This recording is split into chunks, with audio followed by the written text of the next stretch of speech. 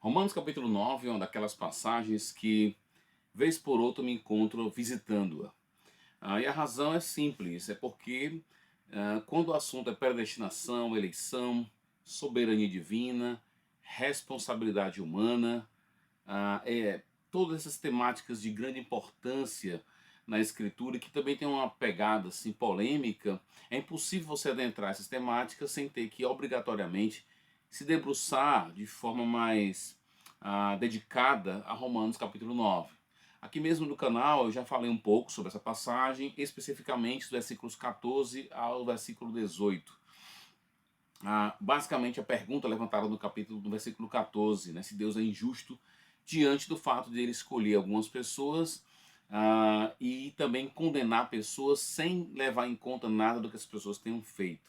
Então isso levanta o questionamento da justiça de Deus, e aí eu trabalhei um pouco nisso nos versículos 14 até o 18. Ao fazer esse vídeo, alguns colegas de ministério, alguns amigos, ovelhas, me perguntaram, mas vem cá, a pergunta que é levantada no versículo 19, pergunta do 14, beleza, mas a pergunta do versículo 19, essa pergunta ela não é respondida nas perguntas que Paulo faz em seguida, principalmente nas duas últimas perguntas, versículo 21, 22 e 23.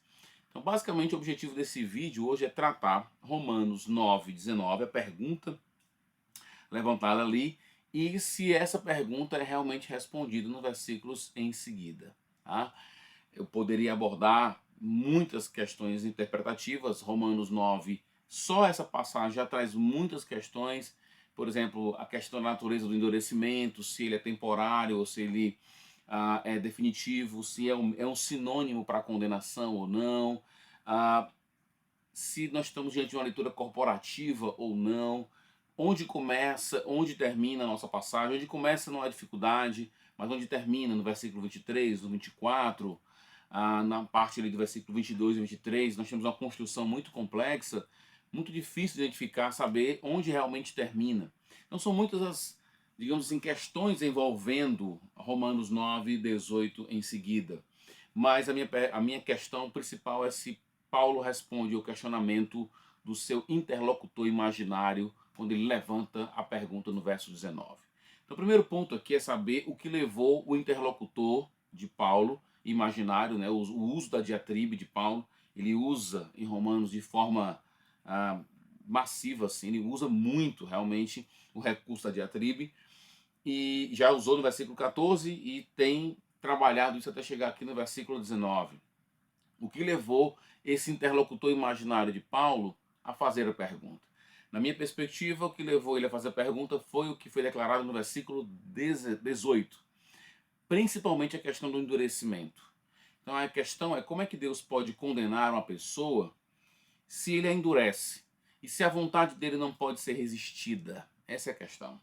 Então o verso 18, a verdade do endurecimento, leva então esse interlocutor imaginário a um questionamento que, na minha perspectiva, quando você toma a pergunta, né, isolada de todo o contexto, a pergunta em si, ela não tem nenhum tipo de problema, ela é uma pergunta genuína, autêntica, faz sentido fazer essa pergunta. Uma coisa importante, além de saber o que levou a pergunta, né, a declaração do versículo 18, você também tem as verdades que estão, digamos assim, fundamentando a pergunta. E diferente da pergunta feita no versículo 14, onde Paulo reconstrói, né, ou ele reestrutura as bases que levaram à pergunta, aqui não. Aqui Paulo basicamente, ele nas colocações feitas em seguida, ele não corrige nada do que foi feito na pergunta. O que ele vai corrigir, daqui a pouco vamos ver, é o espírito da pergunta. Mas o que foi feito, a pergunta em si não é questionada. Ou seja, Paulo, ao fazer suas colocações posteriores, ele ratifica sim que a vontade do Senhor não pode ser resistida, e ele ratifica sim que mesmo a vontade do Senhor não sendo resistida, o homem ainda pode ser culpado ainda assim, ok? Então quem é esse interlocutor? Há sinais de identidade dele? Alguns comentaristas vão querer entrar em mérito do tipo, ele representa uma escola dentro do pensamento judaico. Alguns vão dizer que nós estamos diante de uma escola judaica e Paulo está combatendo esse pensamento.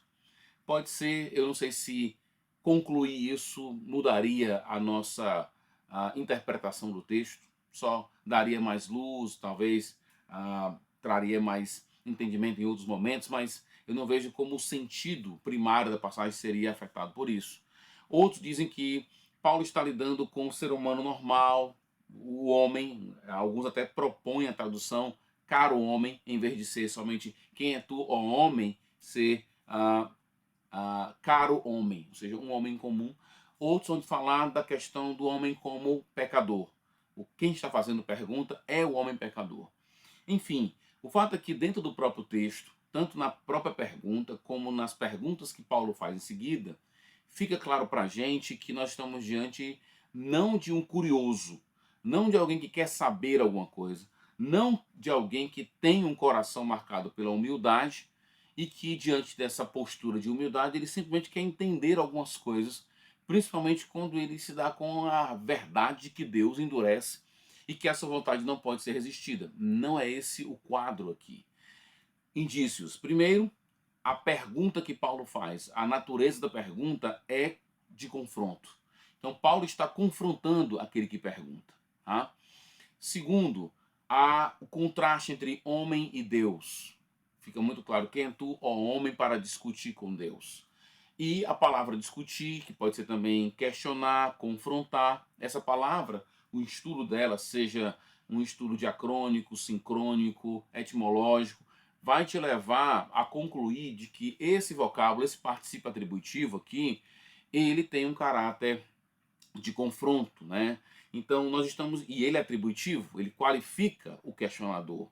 Então é importante entender que todos esses elementos somados, mais, por exemplo, a presença do ainda na pergunta no versículo 19, né, a palavra ainda, quando ele diz como Deus pode ainda lançar culpa sobre o homem se a vontade dele não pode ser resistida, todos esses elementos nos levam a pensar que nós estamos diante de alguém que está não buscando a verdade, mas num espírito questionador, confrontando o próprio Deus. Então, eu creio que a identidade do interlocutor é importante nesse processo, porque Paulo o identifica como um questionador. E o que um questionador precisa saber? Primeiro, ele precisa ser confrontado, né? E Paulo o confronta. Nós temos uma cadeia de 4 perguntas. E é importante entender aqui, perguntas não têm como objetivo primário informar. Você pode sim tirar informações indiretas de perguntas, mas perguntas, em via de regra, têm mais um recurso retórico, tá? Então Paulo não está querendo informar tanto. Tanto é que as perguntas que ele faz, a primeira, a segunda, a terceira, todas elas, na verdade, porque a quarta depende da terceira, e a primeira ela é desafiadora, as duas que estão no centro, né? Elas são prefaciadas por partículas negativas gregas que exigem uma resposta específica. Então todas as perguntas, elas estão ali não para informar, porque elas têm um caráter coercivo. Elas vão dizer assim, ó, eu estou fazendo essa pergunta e eu exijo que você responda desse jeito. Então, o caráter primário das perguntas não é informar. Isso já diz muito pra gente. Elas estão em cadeia. Geralmente, perguntas em cadeia, elas podem ter um caráter mais argumentativo ou elas podem ter, um dos objetivos dela pode ser, por exemplo, de cansar o interlocutor. Que pode ser isso, a ideia de jogar vários questionamentos que o próprio interlocutor sabe, porque as perguntas, as respostas estão implícitas nas próprias perguntas, e cansa o interlocutor, tá? Que eu acho que é o objetivo aqui. Então você tem essa estrutura, duas perguntas que podem ser encapsuladas, né, no versículo 19, seguida de 4 que eu vou chamar aqui de perguntas-respostas, tá? A primeira ele desafia dizendo quem é você, homem, para discutir com Deus. Você não tem essa autoridade, e esse confronto, essa pergunta de identidade, quem é você, homem, colocando o interlocutor na sua condição de criatura, tá? A outra pergunta também lembra essa questão da condição de criatura, agora colocando a figura do barro, né? E reforçando a ideia da criaturidade, mas ainda também questionando o questionamento da pessoa, porque a segunda pergunta de Paulo acaba esclarecendo, né, a intenção e o que está por trás da pergunta feita no verso 19. E qual é? Na segunda pergunta ele vai dizer, pode por acaso aqui o barro dizer para o oleiro, né, por que você me fez assim? E a palavra assim lá, é a palavra hutos, revela que o questionador não está somente colocando em xeque Deus como Criador, mas a sabedoria de Deus ao fazer alguma coisa. No caso lá, versículo 18, endurecer. Ele está questionando a sabedoria de Deus. E o que leva ele a questionar a sabedoria de Deus? O fato de ele não reconhecer a sua condição de criatura. Primeira pergunta. Então, no mínimo, as duas perguntas que seguem ali, versículos 20 até o versículo 21, essas perguntas que seguem, todas elas, aliás, versículo 20, né? Tem as duas perguntas no versículo 20. Todas elas visam confrontar o confrontador. Tá? E essas duas, alguém pode dizer assim, então beleza, nas duas primeiras perguntas que Paulo faz, ele não informa ou não traz nenhum tipo de resposta para a pergunta do verso 19. Mas as outras duas, elas têm caráter mais informativo. Na terceira pergunta, você tem, Deus não tem o direito, né, de poder fazer isso. Lembrando que a palavra direito ali é exousia, pode ser autoridade, direito. Como o questionamento, o segundo questionamento está ligado à sabedoria e o primeiro ao fato do homem não reconhecer sua condição de criatura, talvez essa autoridade, Paulo não está pensando somente na autoridade em si, mas a autoridade que também não é arbitrária, que ela está, digamos assim, conectada com a sua sabedoria. Deus ele tem autoridade e o exercício da sua autoridade é sábio também. Então ele tem esse direito, ele tem essa autoridade de fazer isso. A outra pergunta é mais complicada, é versículo 22 até o 23. Por que é complicado? Porque a estrutura que é montada a oração é muito difícil. Ele começa com um condicional, que na minha perspectiva não tem um apódas, e geralmente as condicionais vêm com protas e apódas, né? O se e o então. Não tem o então, está subtendido. Não tem oração principal. Tá? Então o que você tem ali? Você tem uma condicional com um particípio querendo, seguido de dois infinitivos e uma oração final. A oração final quer dizer uma oração que indica propósito, com a conjunção rina, que é a conjunção clássica no grego para falar de propósito. Tá? Então o que você tem ali na última pergunta? Eu creio que por não ter uma oração principal, ela está, digamos assim, ampliando o que é dito na terceira pergunta. Deus não tem direito de fazer isso? Por acaso, e se ele querendo, e aí vem o querendo, Alexis, da palavra querer, os dois infinitivos e o rina, que é a oração de propósito, indicam que o versículo 22 e 23 reforçam a ideia da intenção de Deus. Então alguém poderia dizer assim, então beleza, nas duas primeiras perguntas Paulo coloca o interlocutor no lugar dele, de barro e de criatura, mas na terceira e na quarta ele lembra que Deus tem o direito e de que a intenção de Deus, as três intenções e a intenção principal de Deus, porque por causa da posição da frase, por causa da natureza mais explícita do rina, de intenção. Alguns diriam, de todas as três intenções, a intenção primária é a última. Qual é a intenção primária de Deus? Revelar a sua misericórdia. Tá? Ele endurece, ele condena, ele quer mostrar como ele é paciente também e como também ele quer demonstrar misericórdia. Alguém diria, isso não responde à pergunta do verso 19? Bem, eu diria que não, porque ele não está entrando no mérito de como relacionar as duas verdades. A vontade do Senhor sendo irresistível e ao mesmo tempo o homem sendo culpado.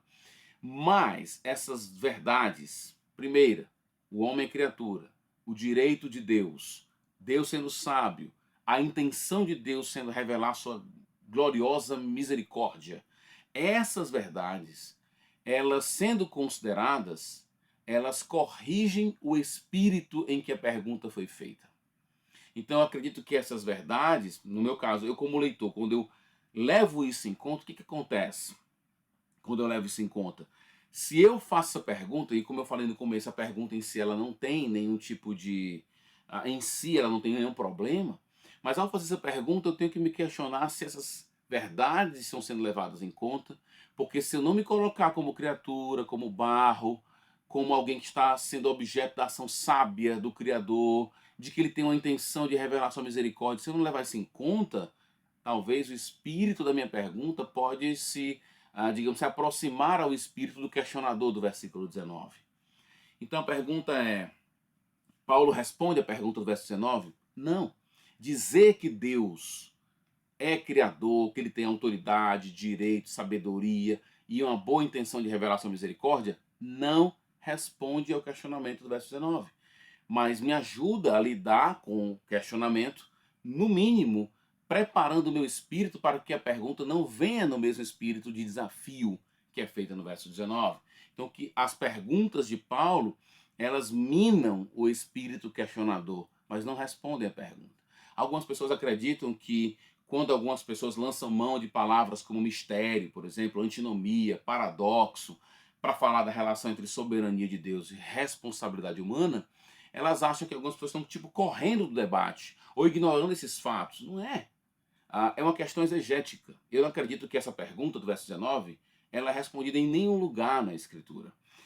E para mim, minha convicção não é porque eu cheguei a uma desistência, porque eu li a Bíblia, cansei de ler, cansei, não desisto, não quero mais saber. Não, porque eu encontrei em textos como esse, em textos como o de Jó, principalmente também, essa ideia de que existe um limite epistemológico, existe uma barreira, uma fronteira, que você tem que parar e ficar em silêncio, entendeu? Então eu não vejo que pessoas que lançam mão de palavras como mistério, antinomia, paradoxo para falar dessa relação, elas são pessoas que estão desistindo do debate ou do aprofundamento da temática.